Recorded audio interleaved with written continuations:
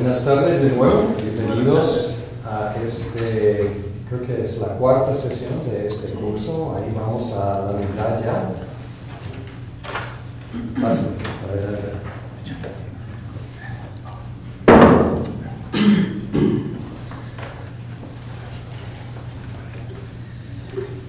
Bien, vamos a empezar con oración. Gracias te damos, Señor, por la misión de la Iglesia. Cuando la contemplamos, nos damos cuenta que tan grande es, que tan gloriosa es, que tan inalcanzable es para nosotros y cuánto necesitamos depender de tu poder, de tu Espíritu. Señor, es una maravilla para nosotros que nos hayas encargado esta misión de alcanzar las naciones. Nos parece, por un lado, ineficiente, poco confiable este plan, porque nos involucra a nosotros. Pero es también una maravilla ver cómo tú has y estás alcanzando las naciones por medio de personas como nosotros. Y Señor, te pedimos que tú despiertes en nosotros ese llamado, ese afán, ese deseo de tomar nuestra parte en la gran comisión que tú tienes para tu iglesia.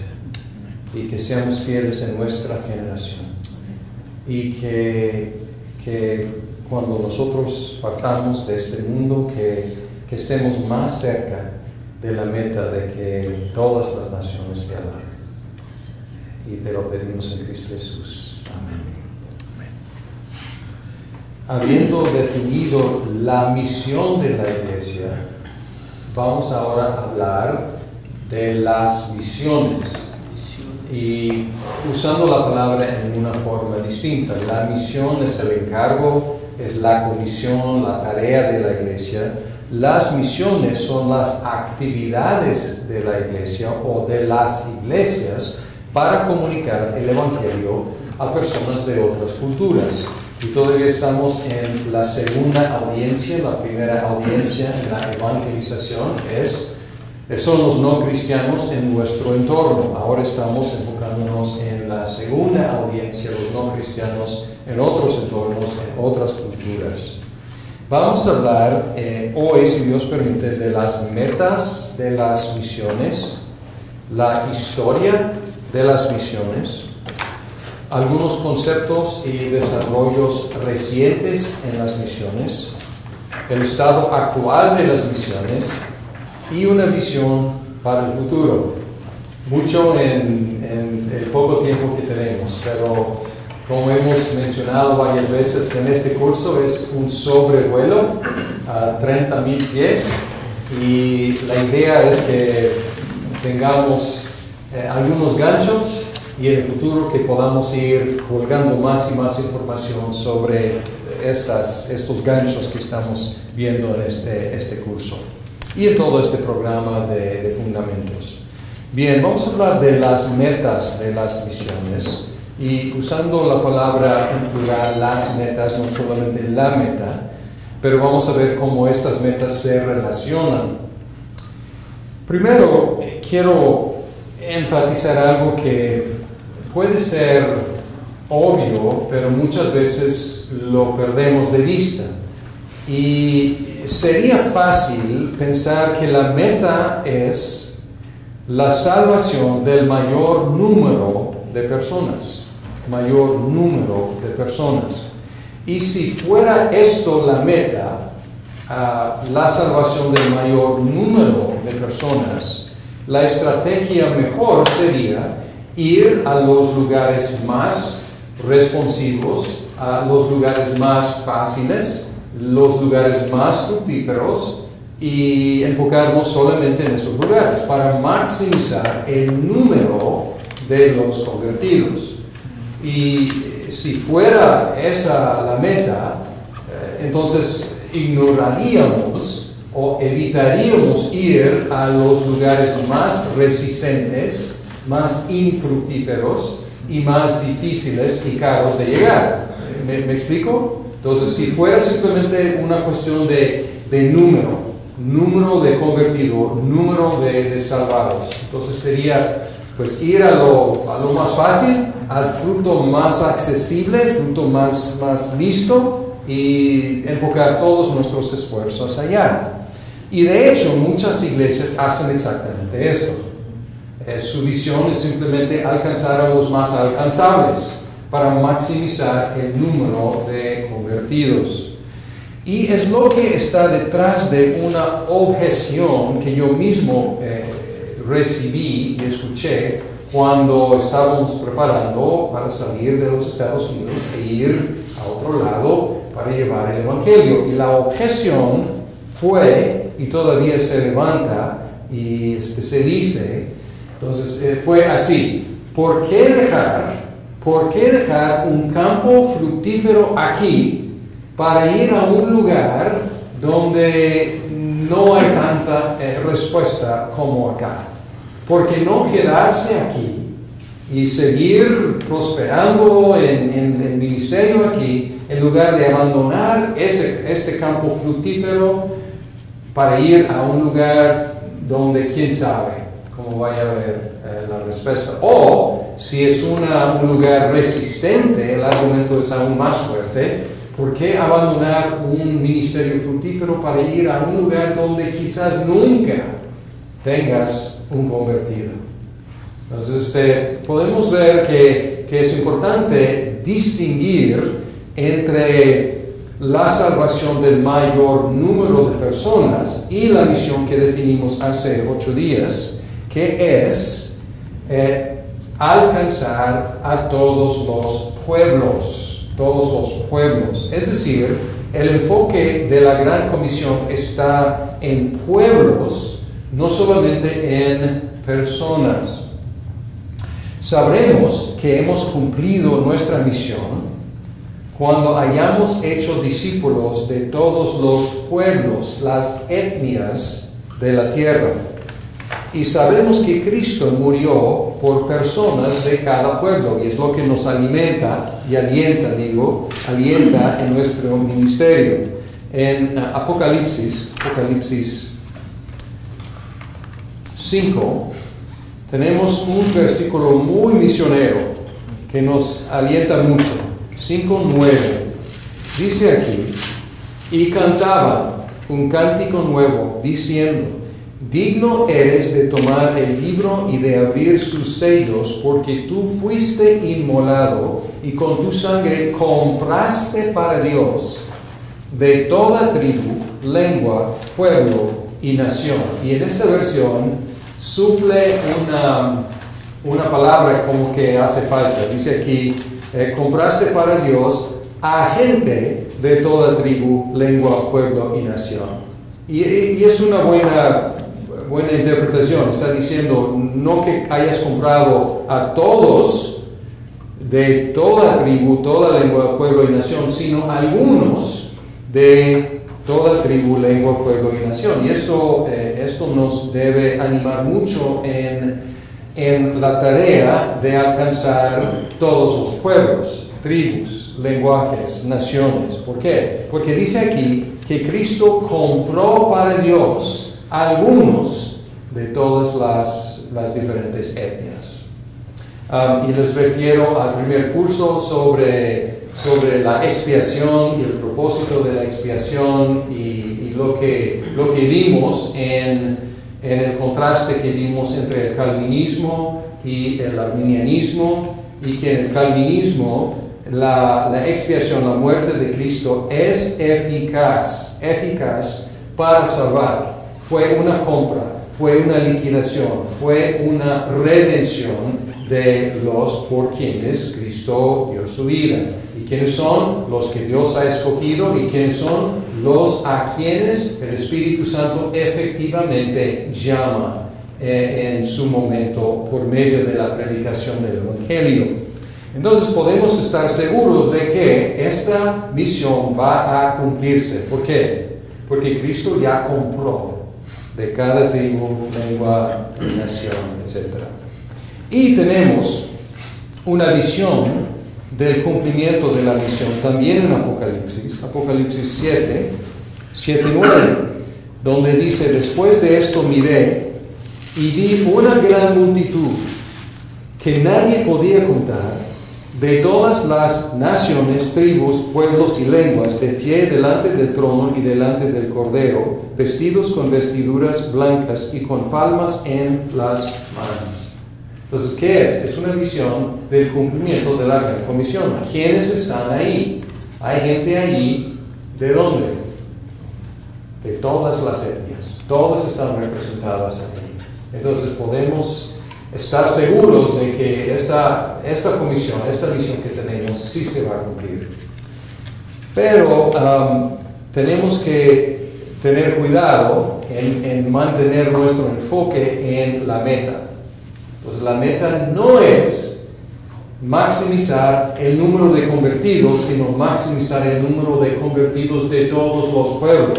¿Me explico? Entonces, la diferencia es importante. Y en su lectura, Alégrense las naciones, van a encontrar algunas ideas de John Piper en cuanto a por qué o para qué es la misión. O sea, es la misión de Dios y Él no nos tiene que explicar. Él no nos tiene que explicar por qué quiere salvar de todas las etnias. Pero John Piper tiene algunas sugerencias ahí. Y para John Piper, pues la respuesta final es siempre que es para la gloria de Dios y es más glorioso que Dios salve de todas las naciones en lugar de simplemente salvar el mayor número de algunas cuantas naciones. Bien, entonces es el enfoque en pueblos, no solamente en personas. Aunque obviamente, para llegar a los pueblos tenemos que compartir con ¿quiénes? Con personas. Entonces, no estamos despreciando a las personas, pero estamos contrastando dos diferentes enfoques que que dictarán nuestras estrategias, ¿no? Entonces, no vamos a ir, si es cuestión de simplemente maximizar a las personas, vamos a ir a los lugares más fáciles. Si es maximizar el número de pueblos, entonces todos los pueblos cuentan, todas las etnias cuentan y deben estar dentro de nuestros planes. Bien, esa es la primera meta. Relacionada con esta meta y ligada con esta meta es la consumación del reino de Dios en la tierra. Y si leemos Mateo 24 y si este texto leemos como un texto, este versículo en particular, como hablando del futuro, y yo creo que en mi lectura de este discurso de Jesús sobre el monte de Olivos, yo lo leo y encuentro aquí cosas que ya pasaron en el año 70, cuando Jerusalén fue destruida. Pero también encuentro aspectos que todavía son futuros. Y entre las cosas futuras que encuentro aquí está el versículo 14, donde dice, y este evangelio del reino se predicará en todo el mundo como testimonio a todas las naciones, y entonces vendrá el fin. ¿Cuándo vendrá el fin? ¿Cuándo vendrá en su plenitud el reino de Dios? Cuando la predicación del Evangelio se haya cumplido en todas las etnias, en todas las naciones. Y reconocemos, por un lado, que este tiempo ya está fijado por Dios. Hechos capítulo 1, los discípulos tuvieron una pregunta. Jesús resucitado, están emocionados y ellos quieren saber algo y le hacen una pregunta. Hechos 1:6. Y los discípulos dice que entonces los que estaban reunidos le preguntaban diciendo, Señor, ¿restaurarás en este tiempo el reino a Israel? Querían saber si ya iba a restaurar el reino de Israel. Todavía su vista estaba enfocada en Israel. Y Jesús dice, y Él les dijo, no os corresponde a vosotros saber los tiempos ni las épocas de que el Padre ha fijado con su propia autoridad. Pero recibiréis poder cuando el Espíritu Santo venga sobre vosotros, y seréis testigos en Jerusalén y en toda Judea y Samaria y hasta los confines de la tierra. Entonces él dice, no se preocupen por los tiempos, Dios ya ha fijado los tiempos. Ustedes preocúpense, ¿por qué? Hacer testigos hasta los confines de la tierra. Pero tenemos que reconocer aquí que como por un lado el tiempo está fijado por Dios. Por el otro lado, tenemos una participación activa en apresurar la llegada del reino de Dios en su plenitud. Por un lado, podemos pensar en el Padre Nuestro. Una de las peticiones del Padre Nuestro es que venga tu reino. Venga tu reino. Entonces, Jesús nos enseñó que nosotros participáramos en la venida del reino, pidiendo a Dios que venga su reino. Pero no solamente eso, no solamente orando, sino también predicando. Y podemos ver en 2 de Pedro 3,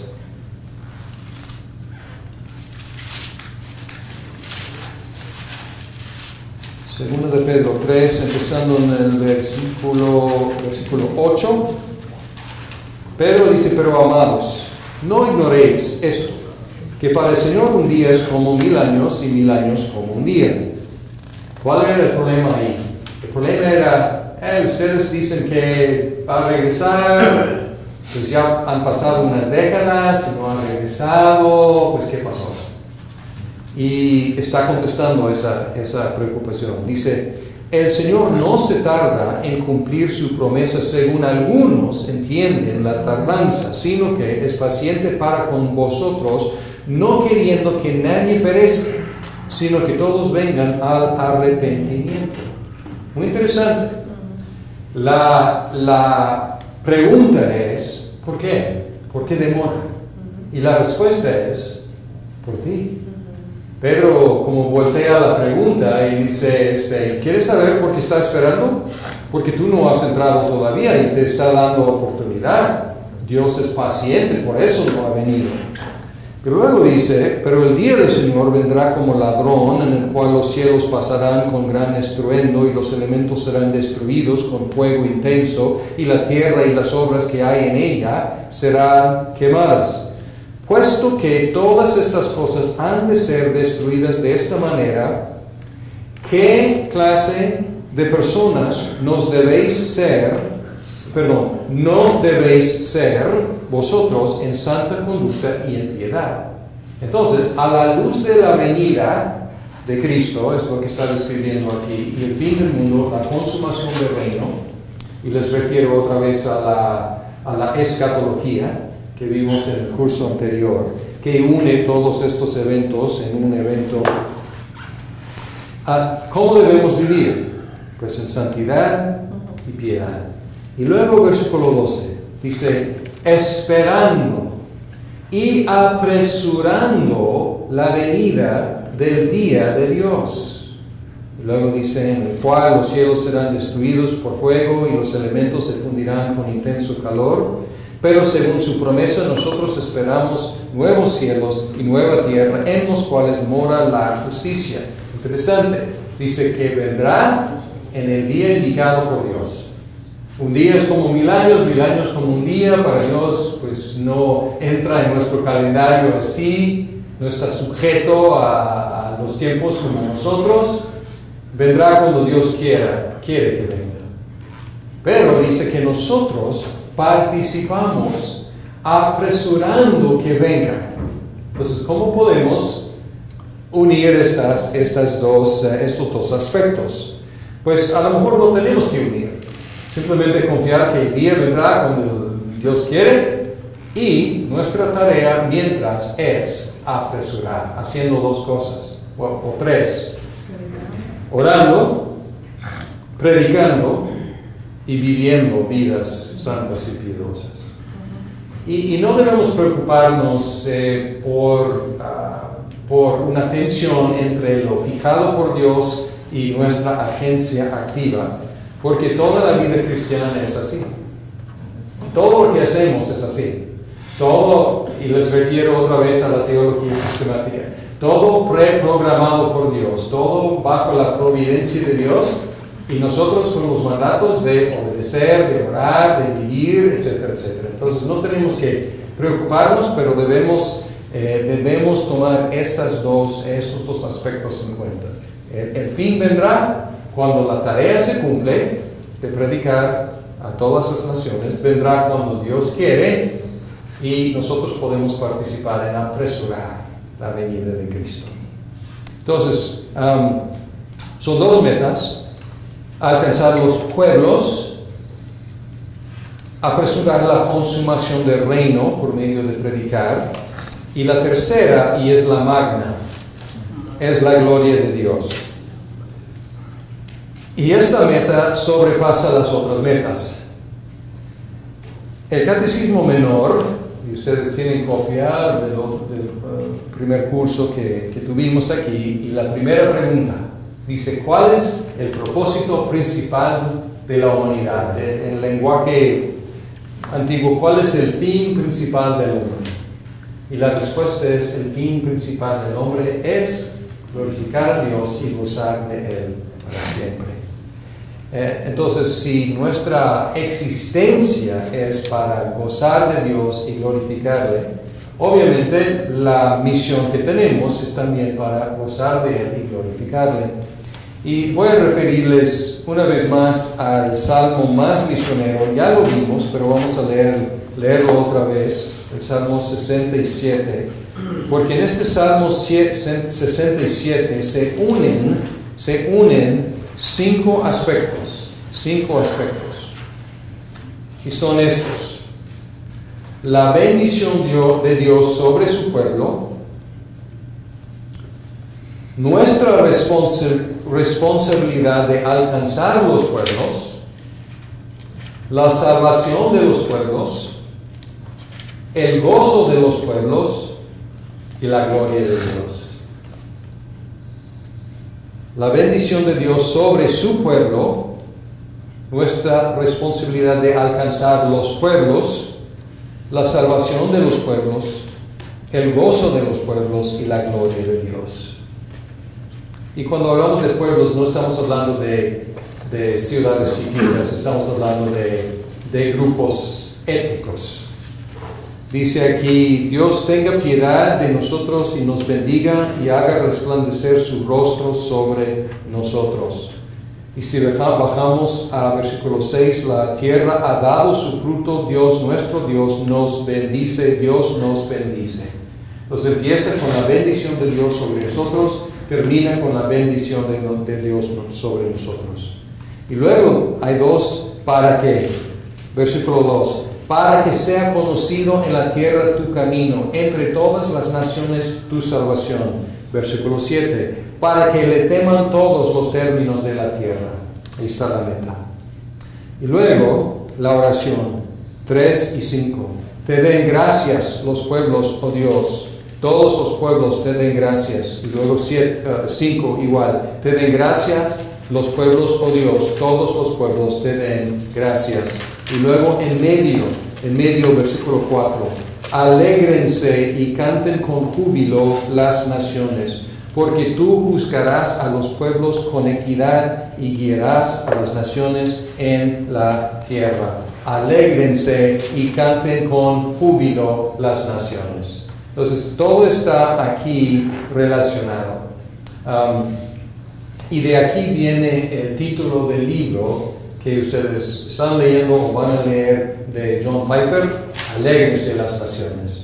Y él considera, y yo creo que justamente, que es la meta, que si nuestra meta es la gloria de Dios, ¿cómo se va a glorificar Dios? Se va a glorificar por medio de la salvación de las naciones y la consecuente alegría o gozo de las naciones. Y John Piper ha hecho todo un ministerio sobre una idea. Y él repite esa idea vez tras vez tras vez. Dios es más glorificado cuando nosotros estamos más satisfechos con Él. Entonces, Él recibe la gloria, nosotros recibimos el gozo. Y luego, todo este libro que van a considerar o van a leer es una extensión misionera de ese principio.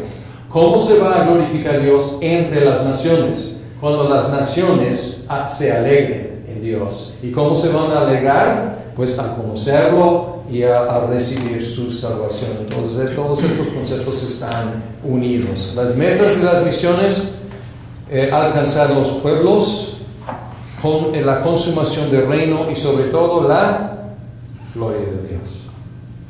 Bien. Hasta ahí la misión de la iglesia y las metas de la misión de la iglesia. Ahora, vamos a hablar de cómo nos ha ido. La historia de las misiones. ¿Cómo van las misiones? ¿Cómo vamos? Si es la misión de la iglesia alcanzar los pueblos, ¿qué tal? ¿Cómo nos va en esta gran comisión, esta gran misión? Cuando hablamos de la historia de las misiones, hay diferentes maneras en las cuales podríamos organizar 2000 años de información. Y otra vez, ¿qué vamos a hacer en este curso? Sobrevolar 30,000 pies, ¿ok?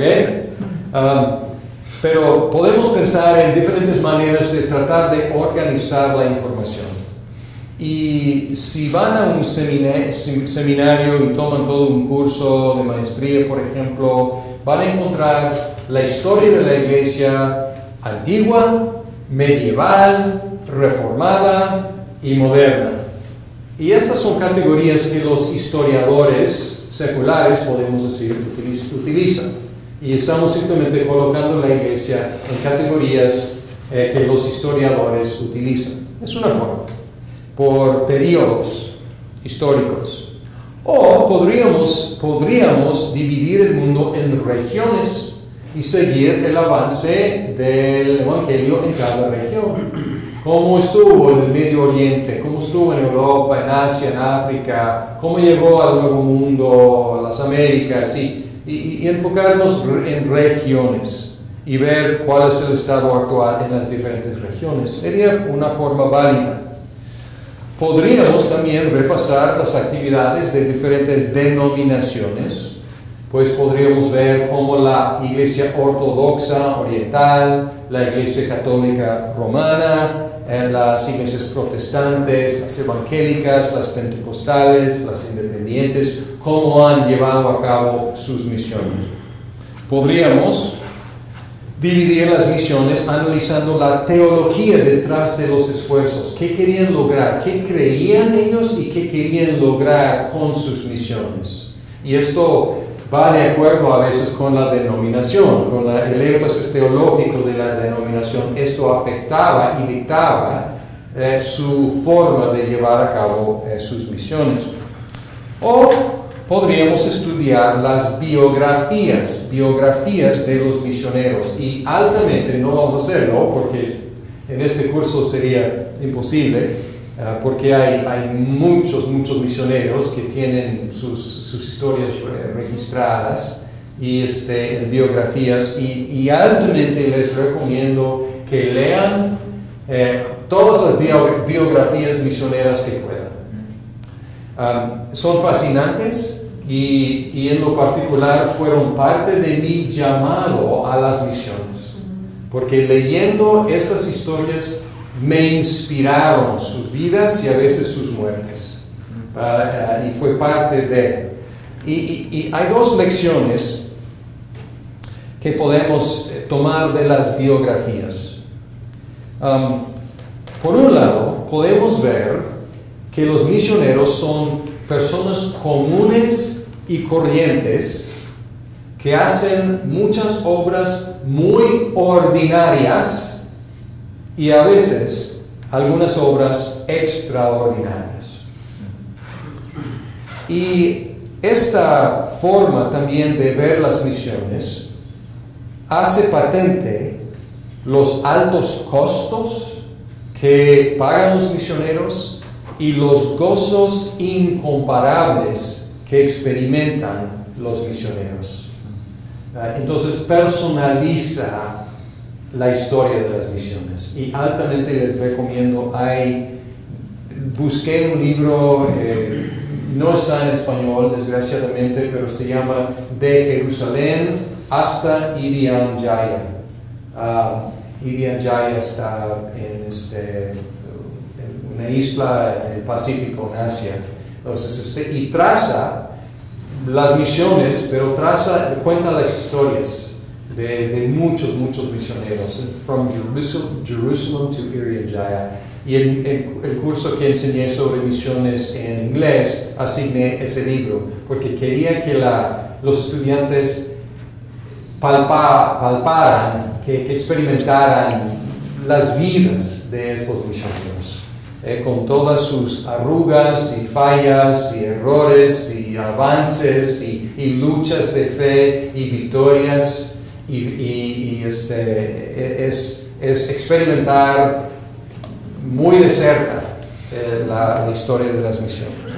Pero vamos a utilizar otro método para hablar de las misiones y la historia de las misiones, y vamos a seguir el método de J.H. Bavinck. J.H. Bavinck.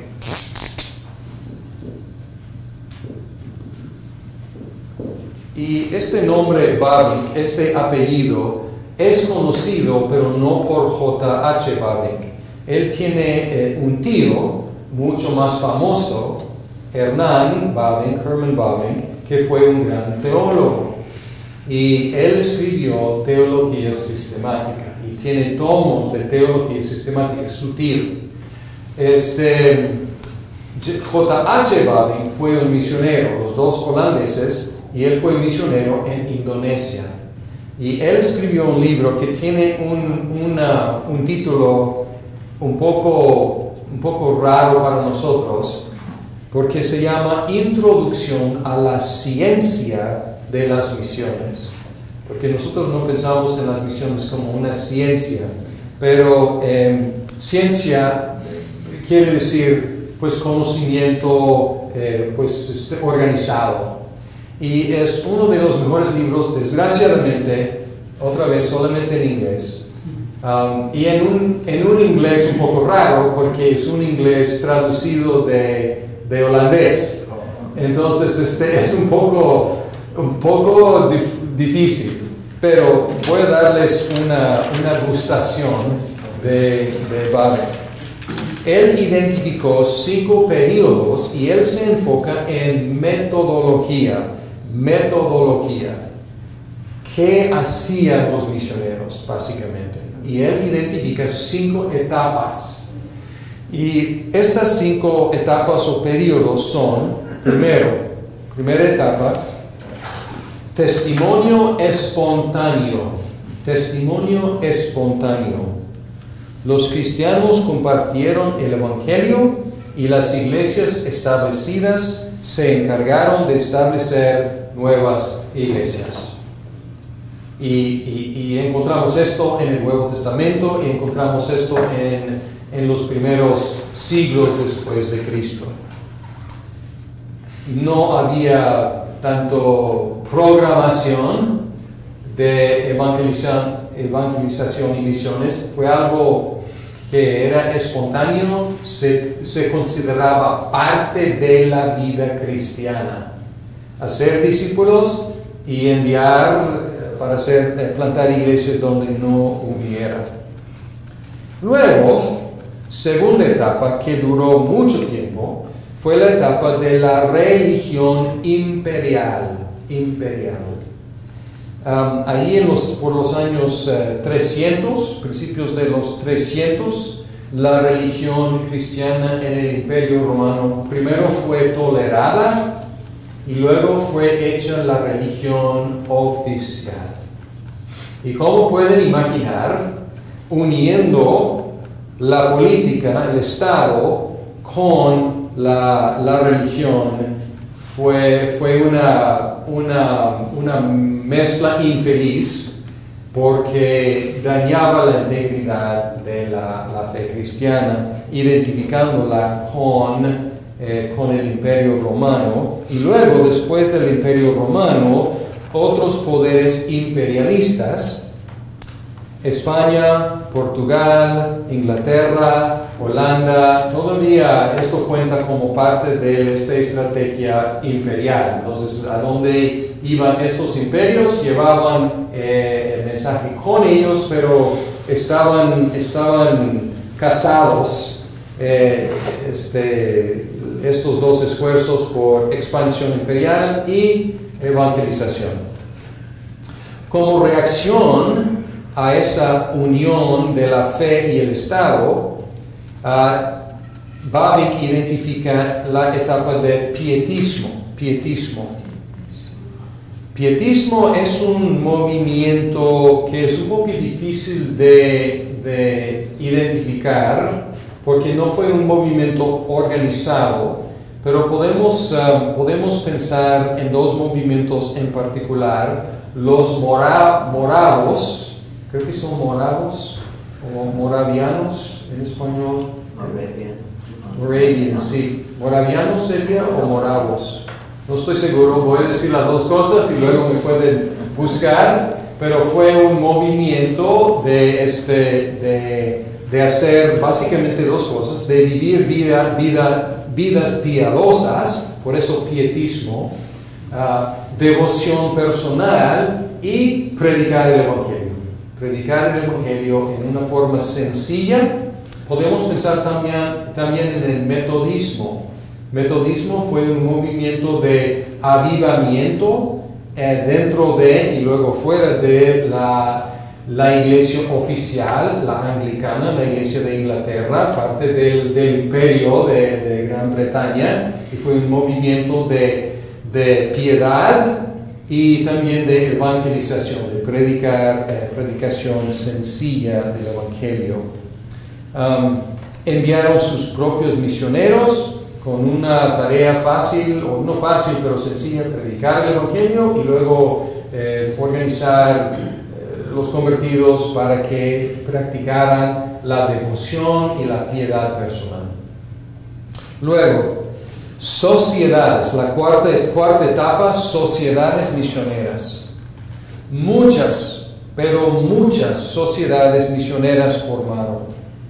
Algunas eclesiásticas, es decir, de iglesias, y otras independientes o paraeclesiásticas, no de denominaciones o iglesias. Se formaron para enviar misioneros, frecuentemente con un doble propósito. Y ya no son parte del imperio, digamos, sino todavía parte de la cultura occidental.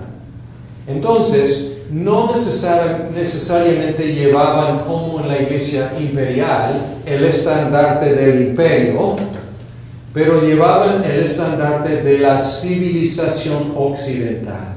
Entonces, el doble propósito muchas veces era evangelizar y civilizar a los paganos. Y civilizar significaba occidentalizar, hacerlos civilizados como nosotros en el occidente. Y luego, la quinta etapa es la etapa en la cual estaba viviendo Bavinck al finales de su vida. Y él escribió a mediados del siglo pasado, ahí por los 1950. Y él identificó la etapa probablemente después de la Primera Guerra Mundial, como la etapa de cooperación. Las iglesias antiguas empezaron a cooperar con las iglesias jóvenes para llevar a cabo las misiones. En lugar de tener las iglesias antiguas, ver a las iglesias nuevas como hijas, empezaron a verse más como iglesias hermanas con la misma la misma misión de alcanzar las naciones. Y pueden ver aquí que lo que están perdiendo un poco en esta nueva etapa, la última en la cual todavía estamos, están perdiendo algo de la actitud de superioridad occidental. Están, en lugar de ver a las iglesias nuevas como inferiores culturalmente, están empezando a verlas como iglesias. Y como hermanas, como socias, como compañeras en esta misión. Entonces, 5 etapas: testimonio espontáneo, religión imperial, pietismo, sociedades misioneras y cooperación, enfocándonos en la estrategia. Hice también, quiero mostrarles 2, como no tenemos mucho tiempo, estamos sobrevolando, quiero darles 2 visuales de los avances de la iglesia y las misiones. E hice un PowerPoint. Aquí es mi metodología para lo que voy a presentarles. Y lo que me da pena es que utilicé una página de Wikipedia, ¿okay? Que no quiero recomendar Wikipedia. Quiero recomendar Wikipedia como primera búsqueda de algo, pero no es una fuente académica. Pero lo que busqué, encontré una página bastante buena que registra eventos que fueron primeras entradas de las misiones en algún lado, primeras entradas en un territorio nuevo. Entonces no es exhaustivo esto para nada, solamente registra cómo entraba el Evangelio o cuándo entraba el Evangelio por primera vez en algún lado. Y intenté incluir no todo lo que está ahí, porque mucho de lo que está ahí es especulación y no tiene como una fuente confiable de información. Entonces traté de incluir solamente los que son documentados en fuentes de confianza. Y aún así quiero darles una advertencia: mucho de lo que sabemos de la iglesia antigua puede ser de leyendas, o sea, puede tener calidad de leyenda, porque a veces no está muy documentado. A pesar de esto, aún mucho más de lo que está registrado aquí aconteció. ¿Cómo sabemos? Porque el Evangelio expandió y sabemos eso. Entonces, si algunos de estos eventos son leyendas, da la idea, no estoy diciendo que haya pasado exactamente así, pero da la idea de las cosas que sí pasaron, porque sí el Evangelio avanzó en territorios nuevos y sabemos eso, está bien documentado. También incluí todas las ramas de la iglesia que tienen conexiones con la iglesia histórica, la iglesia antigua. Es decir, están incluidas aquí la católica romana, las ortodoxas, las evangélicas, los protestantes. O sea, las iglesias históricas están incluidas aquí sin hacer distinción en cuanto a su doctrina. Es decir, ¿qué se representa aquí? Lo que se representa aquí es el avance del nombre de Cristo.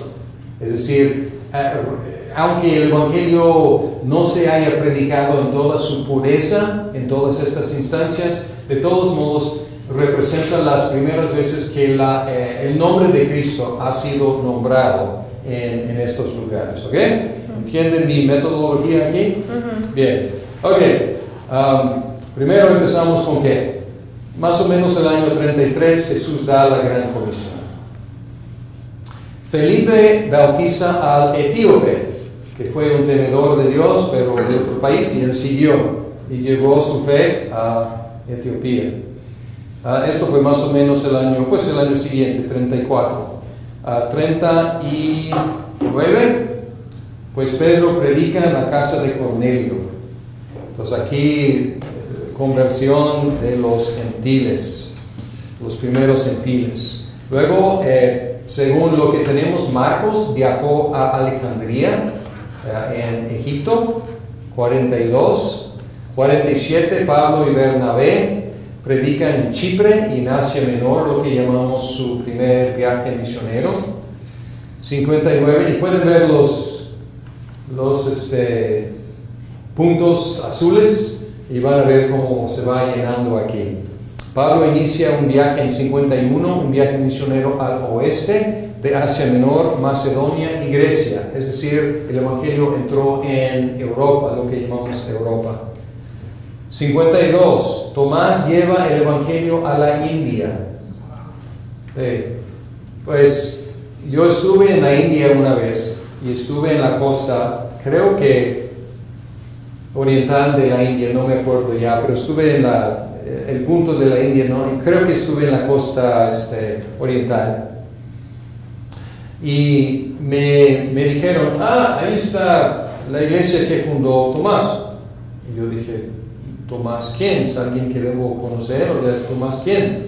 Y dijeron, Tomás, el apóstol Tomás. Entonces, esta historia, no sé si leyenda o no, pero esta historia está bien arraigada en la iglesia en la India. Y sí sabemos que llegó ahí muy temprano, entonces está muy lejos, ¿no?, de Jerusalén. 60, Pablo llega a Roma, donde ya hay iglesia en Roma, no fundó la iglesia, ya existía. Y ahora estamos brincando. 150, el Evangelio llega a Portugal y a Marruecos. 174, hay reporte de los primeros cristianos en Austria. 190, Patenus de Alejandría va a la India en respuesta a una invitación para maestros cristianos. Hubo una invitación de enviar maestros cristianos allá. 196, hay reporte de cristianos en Asiria. 200, primer reporte de cristianos en lo que llamamos Suiza y Bélgica. En 208, Tertuliano, uno de los padres de su época, él escribe que hay cristianos al norte del muro romano en Inglaterra. 300, primeros cristianos reportados en Persia. 334, primer obispo ordenado en Merv, en Asia Central. 341, Ulfilas empieza a evangelizar a los godos en lo que llamamos Rumania. 364, los vándalos empiezan a creer el Evangelio en el norte de Europa.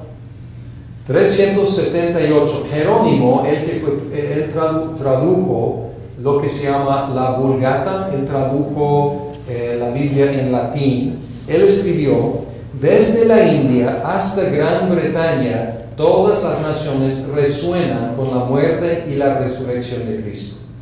Puede ser algo de exageración, pero él está expresando de que pues toda esa región grande, lo que es Europa, el Medio Oriente, Asia Central, hasta el subcontinente de la India, dice que el Evangelio ha llegado. 378. 397, Niniano evangeliza los pictos en Escocia. 400, Aya empieza a predicar el Evangelio en Yemen. Ahora estamos en el sur de Arabia, de la península de Arabia. 432, el famoso Patricio va a Irlanda como misionero. 542, Juliano y Teodoro empiezan a evangelizar en Nubia. 635, los primeros misioneros llegan a China. 740, los monjes irlandeses alcanzan Islanda. 900 misioneros de Alemania llegan a Noruega. 957, la princesa Olga se bautiza, seguido por el rey Vladimir. En 988, ahí por lo que llamaríamos Ucrania. 1008, un misionero inglés bautiza al rey de Suecia. 1253, Guillermo de Rubruck empieza su viaje a los mongoles. ahí pues en el Asia Oriental. 1276, Ramon Lull abre un centro para entrenar misioneros para el norte de África. 1291, el primer obispo nativo de Finlandia. 1294, primer franciscano. Ya tenemos dos órdenes franciscanos y dominicos, y fueron órdenes misioneros. Y también el tercero, los jesuitas también entran aquí un poco después. Llega a China. 1321, primer dominico llega a la India. 1323, los franciscanos hacen contacto en Indonesia. Ahora, 1382, Juan Wycliffe traduce la Biblia de latín a inglés. 1400, la Biblia es traducida a islandés. 1410, la Biblia es traducida en húngaro. 1420, franciscanos llegan a Madeira, islas en el Atlántico. 1431 llegan a los Azores. 1445, primer reporte de cristianos en Guinea-Bissau, aquí por la costa occidental de África, más al sur. Franciscanos 1450 llegan a las islas Cabo Verde. 1450, dominicos inician obras en el oeste de África. 1491, primeros misioneros llegan a Congo. ¿Qué está por pasar? 1491, ¿qué sigue? Cristóbal Colón. Exacto, Colón. 1494, primeros misioneros llegan a la República Dominicana. 1500, franciscanos entran en Brasil. 1503, Iglesia Siríaca envía misioneros a Java y a China. 1506, obra misionera iniciada en Mozambique. Allá están del otro lado, de otra costa oriental de África Sur. Franciscanos llegan a México, 1519. 1526, franciscanos llegan a Florida. 1532, entonces la pregunta, ¿cuándo fue nombrado por primera vez en Florida? Pues 1526. 26. En Florida. Perú, 1532, franciscanos otra vez. 1533, monasterio establecido en el norte de Rusia para evangelizar. 1533, misioneros llegan en Vietnam. 1538, franciscanos, Paraguay, siguiente año entre el pueblo que se llama los pueblos en el sureste de los Estados Unidos. 1541, franciscanos llegan a California. Francisco Javier, 1549, llega a Japón. Es un nombre común en México, Francisco Javier, supongo que por este misionero. 1555, Juan Calvino envía hugonotes a Brasil. Hugonotes eran reformados de Francia que eran perseguidos y huyeron, y él los envía algunos a Brasil. Entonces, por primera vez tenemos un avance misionero reformado fuera de Europa. 1565, dominicos llegan a Tailandia. 1600, misioneros franceses llegan a Michigan. Mismo año, llegan a Nueva Escocia jesuitas. 1644, John Eliot empieza ministerio entre el pueblo Algonquian, es un pueblo indígena en el norte de los Estados Unidos, y publica la Biblia en su idioma en 1663. Impresionante, ¿no? 20 años de trabajo para publicar la Biblia, pero qué trabajo tan formidable. 1649, ¿se acuerdan de la época de las sociedades? Sociedad para la propagación del Evangelio en Nueva Inglaterra se forma. 1701, Sociedad para la propagación del Evangelio en partes foráneas. 1792, Guillermo Cali forma Sociedad Bautista para ir a la India. 1794, 8 misioneros ortodoxos rusos llegan en las islas Kodiak en Alaska. Ahora, muchas sociedades forman. Londres, 1795, escocés, 1796, holandés, Connecticut, Iglesia, Nueva York, Bautista Americana, Africana, Richmond, Berlín, Rhenish, Leipzig y Colonial, Presbiteriana, Irlandés y Metodista Calvinista, Galés, Ortodoxa, Mujeres, Japón, Oriental y muchas más. Una multiplicación de sociedades misioneras entre 1700, pues finales de 1700 y principios de 1900. 1797, 36 misioneros van a las islas del Pacífico. 1806, obra protestante avanza en el sur de África. 1807, Robert Morrison llega a China. Y ahora estamos entrando en la gran época de las obras misioneras protestantes, a partir de las sociedades. 1809, Ministerio para los Judíos, establecido por los anglicanos. 1812, Adoniram Judson y Luther Rice llegan a la India, luego Judson pronto va a Burma. Y en el curso de misiones que enseñé aquí, uno de los estudiantes es de Myanmar, que es el nombre nuevo de Burma.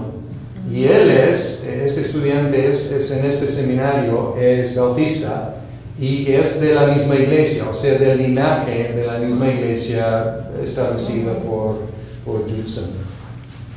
Entonces es reconocido ahí con mucho cariño. 1814, primer convertido chino bautizado. Ahora, el Evangelio llegó a China mucho antes, en los 600, pero no tenemos registro de lo que pasó. Entonces ahora tenemos registro en la época moderna, de registro de un bautismo. Sociedad Misionera de la Iglesia inicia obra en Nueva Zelanda, 1814. 1816, primera soltera, Charlotte White, llega a la India. Entonces es algo nuevo que una soltera vaya como misionera. 1818, obra iniciada en Madagascar. 1820, Hiram Bingham llega a Hawái. 1827, Lancelot Frelken, reporte avances entre indígenas en Australia. 1830, William Swan, misionero a Siberia, escribe Cartas sobre Misiones, que es la primera obra completa protestante sobre misiología. Entonces, la primera misiología protestante completa. 1830 hasta 1960, entonces más de un siglo, misioneros protestantes se multiplican alrededor del mundo. Las guerras mundiales y el comunismo causan retrasos. 1974, Ralph Winter, ya lo mencioné, voy a mencionarlo otra vez y explicar más lo que hizo, pero presenta el concepto de pueblos no alcanzados. Me equivoqué hace 8 días porque dije en los 60s, él presentó esta idea en los 70s, pero inició él como misiólogo en los 60s. 1989, el concepto del cinturón de resistencia o la ventana 1040 surge, un área que cubre 2/3 partes de la población del mundo y se caracteriza por la pobreza, pobre calidad de vida, falta de testimonio cristiano y resistencia al Evangelio. Entonces, es un resumen de primeros. ¿Alguna observación o alguna... Quiero ir a la última... ¿Qué observan? Solamente para aclarar una pregunta. Sí. Pastor, el primer país latinoamericano que recibió, se puede decir, el Evangelio fue Santo Domingo, República Dominicana. Exacto. Sí. En 1494. Así es. Y Sí. Centroamérica para nada, no sale ahí. No, la cosa es que sí, o sea, sí entró, pero no es la información que tenemos. Entonces, lo que pueden encontrar aquí son lo que podemos documentar. Claro. Pero no debemos pensar que estos son todos los lugares, al contrario, donde ven estos puntos azules, o sea, deben Abarcar más. sí, mucho más. Y voy a mostrarles un video que les llena los espacios, ¿ok? Déjenme encontrar este video. Me imagino que con Colón anduvieron muchos misioneros ahí también que andaron y se quedaron más.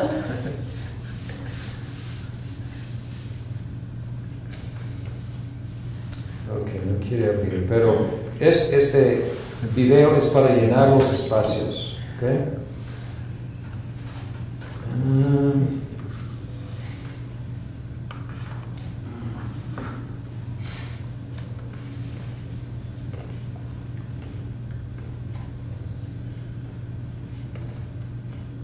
Y se llama El avance del Evangelio, The Spread of the Gospel. Y es por algo que se llama Western Conservatory. Y puedo enviarles los enlaces.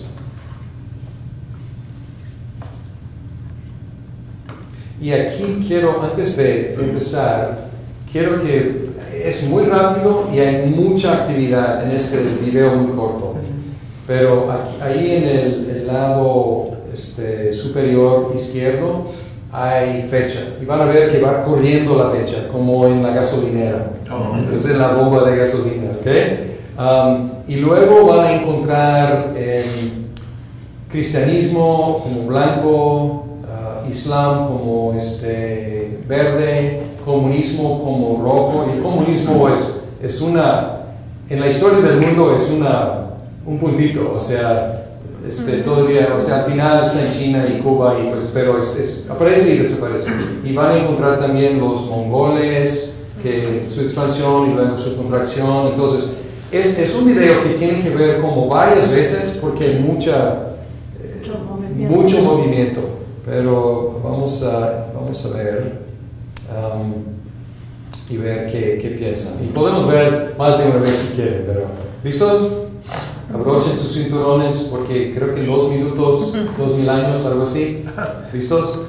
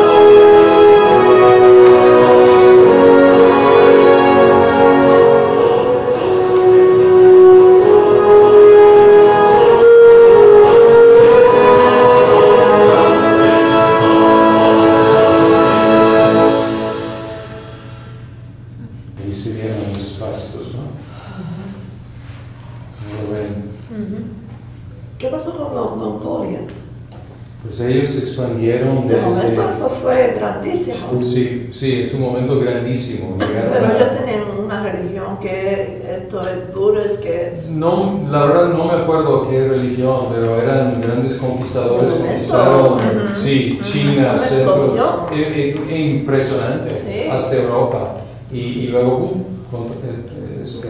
contracción otra vez. Sí. ¿Qué les pareció? Una vez más. ¿Una vez más? Ok. Sí, sí. Se ve muy clara la evolución del cristianismo.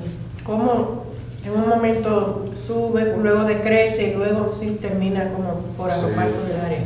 Vieron que descreció y quedó durante bastante tiempo como una religión europea. Y luego de ahí, después de la reforma, empezó a crecer de nuevo.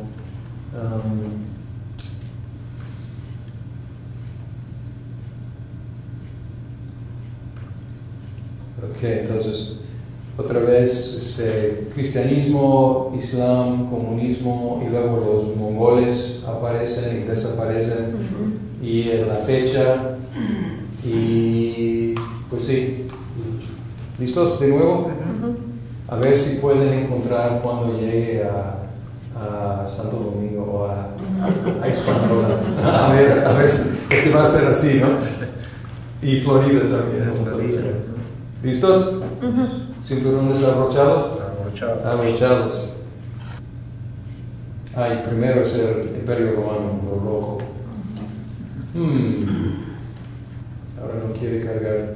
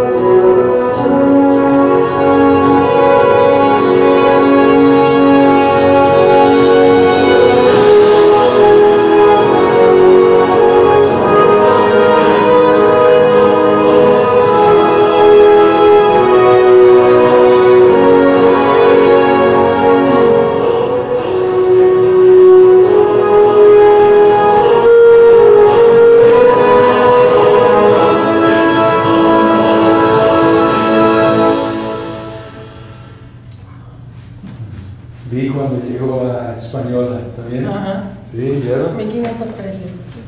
Sí. Alcancé a ver. ¿Qué observan?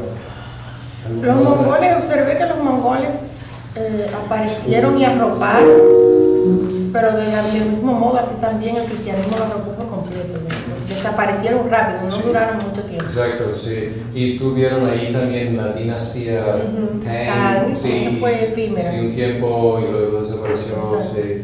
Sí, lo único que duró al final son, pues, cristianismo, islam, y obviamente no incluye budismo, o sea, no incluye muchas cosas, es muy limitado y podría haber puesto muchas otras cosas, ¿no? Pero y vi que no incluyó lo de la India, lo de Tomás, a lo mejor no da crédito a esa historia, a lo mejor no aceptan eso, pero pues, no solamente los puntitos que observamos de los primeros, sino pues, llenaron mucho territorio. Ahora, bien, ¿cómo vamos de tiempo? Vamos a hablar de algunas lecciones que podemos aprender de la historia de las misiones. Y altamente les recomiendo que busquen biografías, que busquen historia de las misiones, y porque esto es, otra vez, grandes rasgos sobrevolando. pero quiero darles algunas lecciones de la historia de las misiones. Una es que las misiones son extremadamente costosas, requieren mucho dinero y mucho personal. Y hoy en día, cuando escuchamos de los presupuestos de los misioneros que tienen que levantar, podemos echarnos para atrás y decir, ¿tanto dinero para enviar un misionero? Y podríamos pensar que sus sueldos son exageradamente altos, pero puedo testificar que no es cierto. Tenemos que recordar que todo lo que gastan tiene que incluirse en ese presupuesto. Y si Dios permite, en 8 días vamos a hablar de la cuestión del dinero y cómo apoyar misioneros. Pero hay muchos gastos que tienen que incluirse. Me acuerdo cuando estábamos preparando para salir primera vez a México y fui a una iglesia y presenté ahí la misión y el pastor realmente ayudándome. Él dijo, mucho dinero, me gustaría tener un sueldo así. Él me estaba no retando, sino dando una oportunidad de explicar. Y le pregunté, oiga, usted tiene que pagar por... Y empecé a hablar de, la papelía o papeleo en su oficina o comprar el teléfono. O sea, esto sale de su bolsa o muchas cosas que la iglesia tiene, la copiadora o lo que sea. Entonces, todas esas cosas. Y él dijo, no. Entonces, me dio la oportunidad de explicar que mucho está incluido allá. Viajes, obviamente viajes, algunos muy costosos. Para nosotros fue algo mucho menos costoso, pero mis amigos en Japón, pues para viajar a Japón, a veces miles de dólares, pues entrenamiento en el idioma, seguro de gastos médicos en otro país. A veces necesitan también cuando hay emergencias y no hay medicina adecuada en el país, a veces necesitan seguros de evacuación por helicóptero, visas a los precios locales que pueden ser muy costosos dependiendo del país. Otra vez Japón es muy costoso, muchos gastos del ministerio, de administración, muchas cosas que no pensamos como presupuesto para un pastor aquí, pero tienen que levantarse. Además, requieren grandes sacrificios por parte de las iglesias que envían sus misioneros en cuanto a dinero y muchas veces sus mejores obreros. Porque ¿quiénes quieren salir para ser misioneros en otro lado? ¿Los más flojos?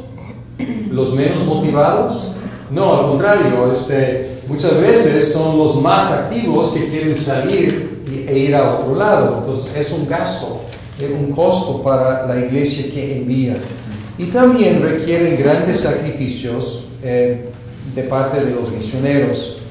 Muchos, quizás la mayoría, pero por lo menos muchos sacrifican su salud física. Algunos sacrifican salud mental, como la esposa de William Carey. Ella perdió su salud mental. Muchas entierran seres queridos en el campo misionero. Algunos fomentan resentimiento en sus hijos. Muchos viven con escasez. Algunos pierden sus vidas. Muchos no tienen recursos suficientes para jubilarse cuando ya no pueden trabajar. La mayoría regresó a sus países de origen y se encuentran extranjeros en su propio país, no entendidos, a veces solitarios y frecuentemente considerados irrelevantes. Todos están lejos de sus seres queridos cuando hay tiempo de necesidad. Y cuando la gente me pregunta de sacrificios, pues nosotros estando en México, estando tan cerca, en ciudades modernas, los sacrificios que hicimos no se comparan con los misioneros que van a lugares más primitivos, más peligrosos, más con más escasez, etc.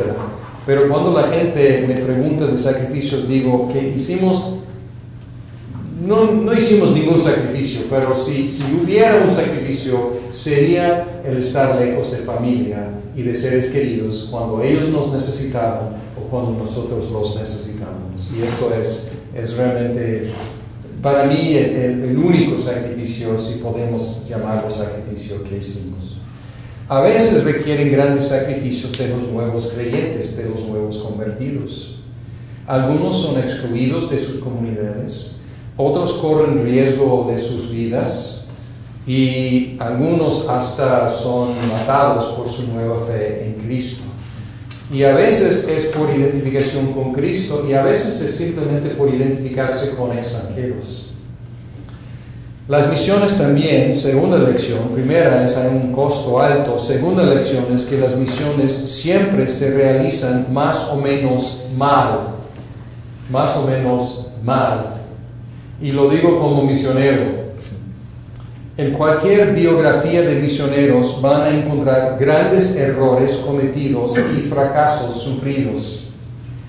Aunque los misioneros tienen que reportar los avances a sus apoyadores, una de las cosas que tenemos que hacer es hacer reportes y enviar cartas y decirles cómo nos va. Y claro, siempre queremos acentuar lo positivo. Y hay mucho positivo, pero al mismo tiempo estamos siempre conscientes de nuestros fracasos y la lentitud de la obra.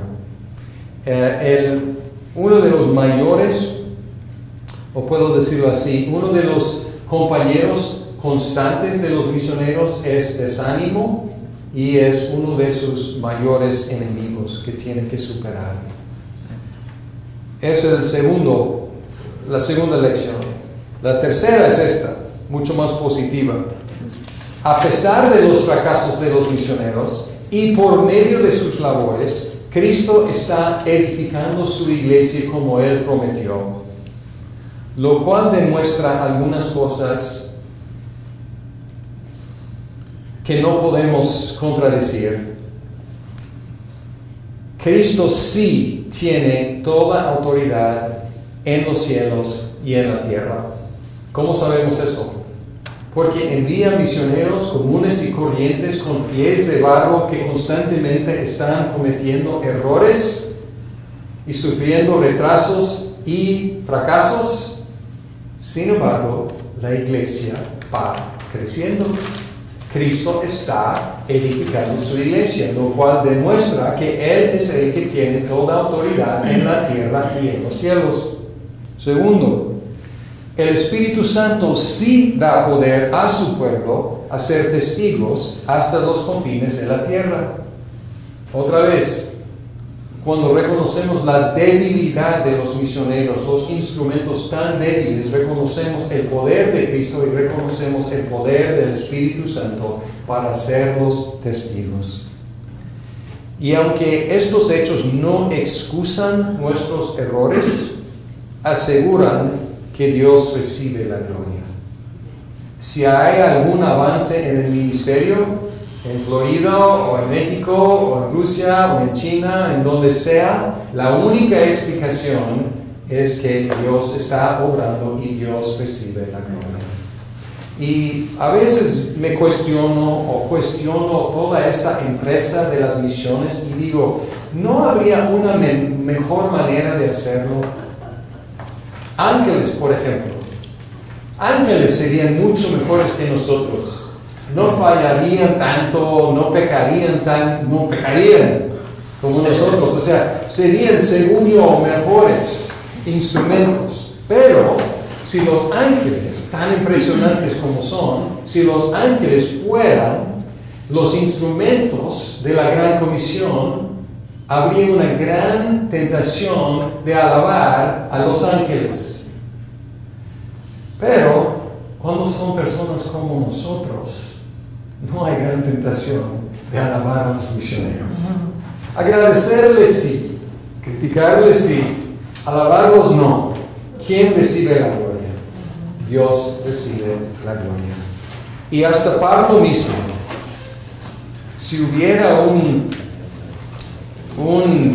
misionero que merece todo elogio, sería el apóstol Pablo. Pero él consideró a los misioneros la escoria del mundo y necios por Cristo.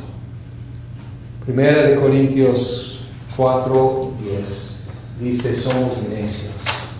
Y luego él dijo que lo que predicamos es, en la evaluación del mundo, necedad. Necedad. 1 Corintios 1:18 en adelante. Dice: porque la palabra de la cruz es necedad para los que se pierden, pero para nosotros los salvos es poder de Dios. Porque está escrito: destruiré la sabiduría de los sabios y el entendimiento de los inteligentes desecharé. ¿Dónde está el sabio? ¿Dónde el escriba? ¿Dónde el polemista de este siglo? ¿No ha hecho Dios que la sabiduría de este mundo sea necedad?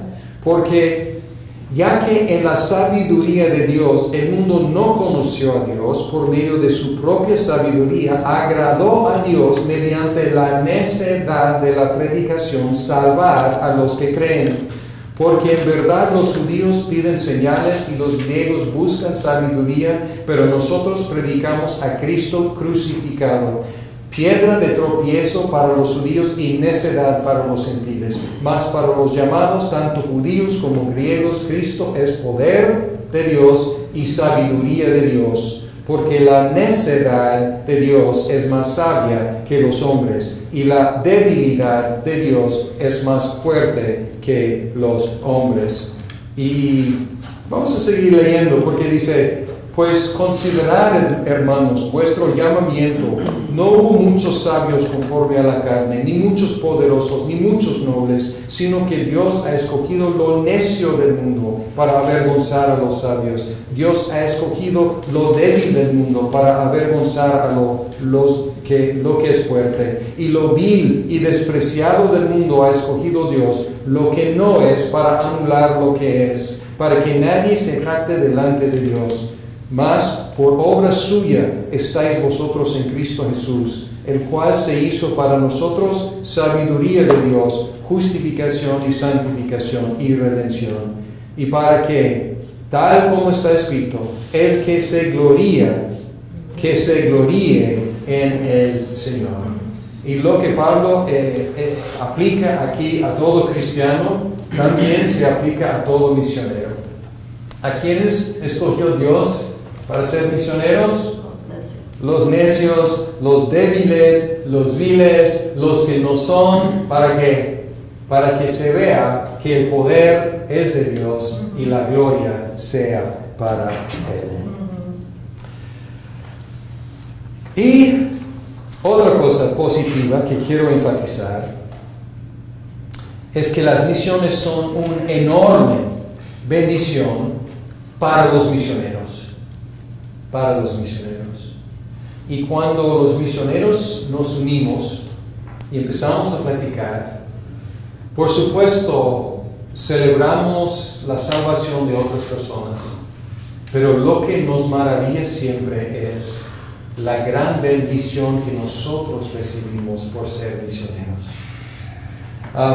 Las misiones frecuentemente, algunas bendiciones de los misioneros, las misiones frecuentemente hacen que los cristianos brillen. Estos cristianos necios, débiles, viles, hacen que los cristianos brillen, porque Dios les da gracia para enfrentarse a situaciones mucho más allá de sus capacidades. Y es lo que pasa cuando uno es sacado de su entorno, de su comodidad, y tiene que operar en otra cultura, otro idioma, otro contexto, otro clima, otro todo. Es más y más débil, menos y menos puede depender de sus capacidades. ¿Y qué hace Dios? Dios se encarga de hacerle brillar. Y si leen las biografías de los misioneros, van a encontrar así, gente normal, haciendo cosas extraordinarias. ¿Cómo? por el poder de Dios. Segundo lugar, los misioneros tienen que hacer lo que todos los cristianos deben hacer. ¿Qué deben hacer todos los cristianos? Hacer discípulos de las naciones. ¿Qué tienen que hacer los misioneros? Lo mismo. Entonces, si su identidad, su llamado, su vocación, su trabajo es esto, tienen que hacer lo que todo cristiano debe hacer. Y de hecho, es una de las razones por las cuales me gusta estar en la plantación de nuevas iglesias. Sí, sería mucho más, a mi edad sobre todo, mucho más cómodo tener una iglesia ya organizada. Pero dejamos la iglesia organizada y llegamos aquí a empezar de nuevo porque me fuerza a hacer lo que debo hacer siempre, es compartir el Evangelio con otros. Y tengo que confesar que en mis últimos años en México no compartía el Evangelio tanto. ¿Por qué? Pues la iglesia marchaba y había muchas necesidades en la iglesia y la iglesia misma evangelizaba. Y no había necesidad personal tan fuerte como cuando llegué ahí. Pero ahora llego acá. ¿Cuál iglesia? Estamos empezando de ceros. ¿Qué tengo que hacer? Salir y compartir. Otra cosa. Los misioneros frecuentemente pueden identificar y liberarse de las idolatrías que esclavizan a los cristianos en su país de origen. Cuando estamos en un entorno y no salimos de nuestro entorno, pensamos que somos normales. Y pensamos que nuestro cristianismo es estándar, es normal. Y no nos damos cuenta de las infiltraciones de idolatrías culturales que han contaminado nuestra fe. Pero cuando uno sale y encuentra otra expresión de la fe cristiana, con sus defectos, por supuesto, con sus idolatrías culturales, pero puede reflexionar sobre su país de origen y puede identificar cosas en sí mismo y en la iglesia de origen que son idolatrías. Y entrando en un nuevo contexto, a veces es más apto que los cristianos locales en identificar sus idolatrías que han contaminado su fe. Entonces, esta postura de estar entre dos mundos ayuda al misionero a reflexionar lo que es realmente bíblico y lo que son importaciones o infiltraciones contaminantes. Mencioné los hijos resentidos de misioneros, y hay algunos, y he conocido algunos, y de algunos amigos, y algunos que han negado la fe, trágicamente. Pero la mayoría de los hijos de misioneros que conozco son increíbles. Y es resultado de habitar un mundo grande en el cual Dios está haciendo una obra extraordinaria. Es poder participar desde su infancia en algo grande, algo significativo, algo que merece entregar la vida. Y sí hay costos para los hijos. No fueron voluntarios los hijos. Pues no los consultamos, los llevamos en muchos casos, muy jóvenes. Y de hecho, paréntesis, entre más jóvenes mejor. Entre más jóvenes mejor. A veces el resentimiento es cuando el hijo es mayor y lo llevan, lo sacan de su vida y lo introducen en otra vida completamente distinta. Pero cuando crecen, desde el principio, crecen en ese ambiente, pues crecen en un mundo grande en el cual Dios está obrando. Y tienen la ventaja y el privilegio de ver a la gente entregarse a Cristo y ver una iglesia formarse y participar en lo más mínimo, en cosas muy sencillas, en esa obra. Pues mis hijas crecieron, pues ¿qué tuvimos que hacer al principio? Conocer gente.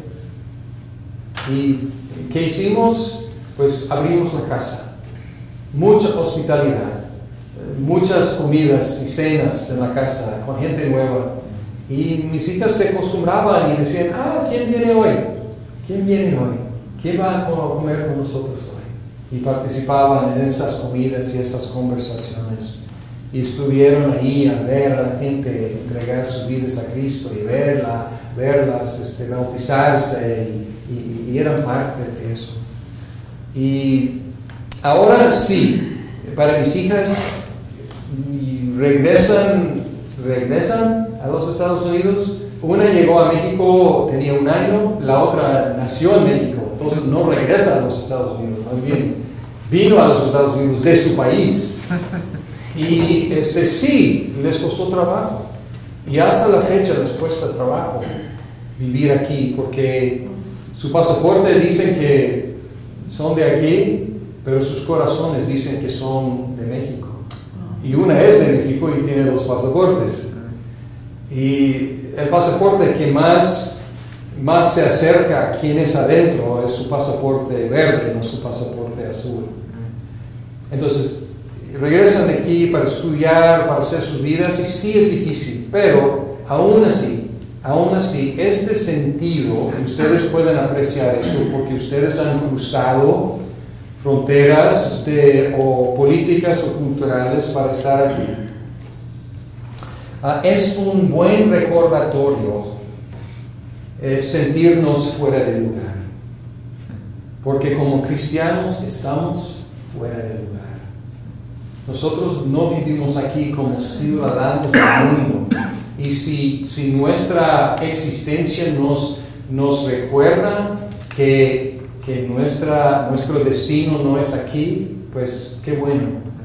Viviendo en México siempre tenía ese recordatorio, porque no era yo de ahí, no soy de ahí, entonces mi existencia ya me recordaba, no eres de aquí. Y ahora regreso acá y no me siento como de aquí tampoco, entonces qué buen recordatorio para mí, recordarme que soy peregrino y extranjero a donde vaya. Una vez estuve lamentando con mi hija, porque estuvimos platicando de algunas experiencias que chicos de su edad habían tenido en la vida, y mi hija no había tenido esa experiencia. Y ni me acuerdo cuál era la experiencia, algo grato. Y yo le decía, ay hija, lo siento mucho, pues que no hayas podido tener eso en tu vida. Y ella se puso firme conmigo, un poco feroz, y dijo, papá, lo mejor que me ha pasado en la vida es haber crecido en México. Y dije, valió la pena. Gracias a Dios. Amén. Gracias a Dios. Y hasta la fecha, mis 2 hijas consideran que tuvieron la mejor vida posible. Haber crecido como hijas de misioneros. Amén. Y los misioneros comprobamos lo que Jesús dijo. Marcos capítulo 10.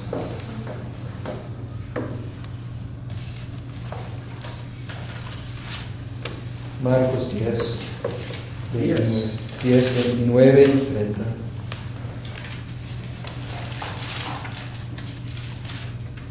Podemos ir un poco atrás.